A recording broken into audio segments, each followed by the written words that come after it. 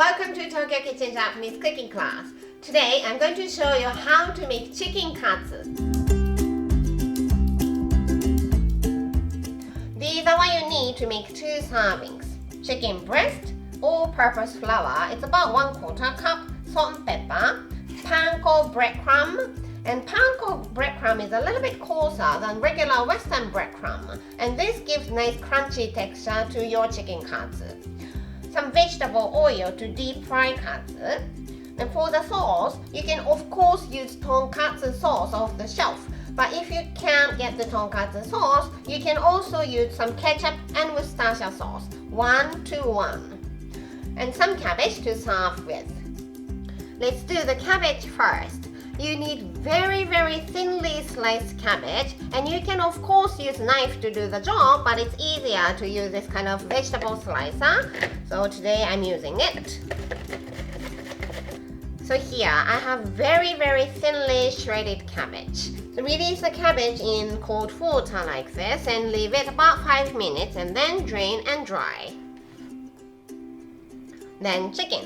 Remove the skin. And the chicken is too thick here and too thin here. So I want to make it in half this way.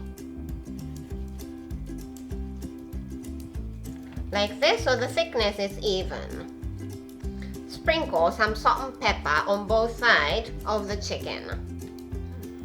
When you do cutlet, I know a lot of people do flour, egg, and then breadcrumb, but I don't like it that way. That way, breadcrumb easily fall off. And instead, I normally use butter. So let's make butter.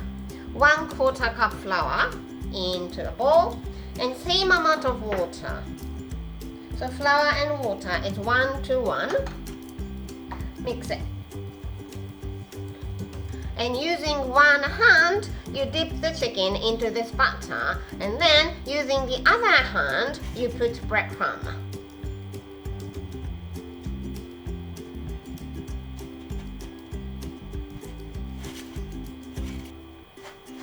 Press the breadcrumb so it stays on the chicken well. Flip it over, do the other side too. Then take it out.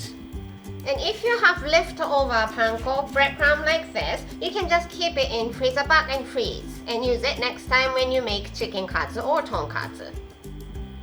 Now I'm going to deep fry the chicken katsu in this heated up vegetable oil. And before you start, you want to make sure the temperature of the oil is right. To check, prepare butter, leftover butter, and drop some into the oil. And if the butter hits the bottom and comes up immediately, just like it did, this is a perfect temperature. If the butter goes halfway down and then comes up, that means the oil is too high. And if you use the oil, you will burn panko breadcrumb before chicken is cooked. If the butter stays at the bottom of the skillet for a while and then comes up, that means the oil is too low. And if you use the oil, you will have very oily chicken katsu. So make sure the temperature of the oil is right. Let me show you one more time. Drop some butter. Hit the bottom and comes up immediately. So let's put the chicken into the oil.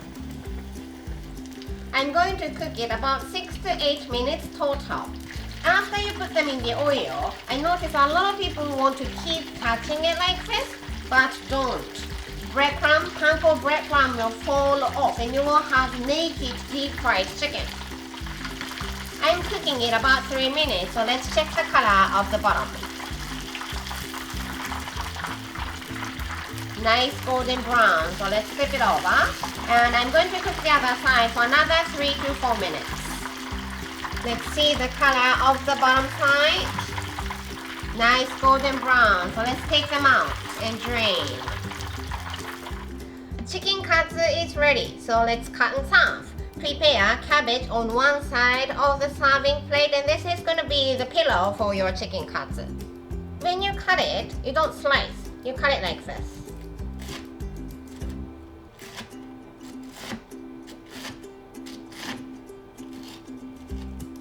Take them like this and serve on the plate. And the chicken katsu is good to go. It's nice and crunchy outside and juicy and moist inside. Enjoy! That's all for today.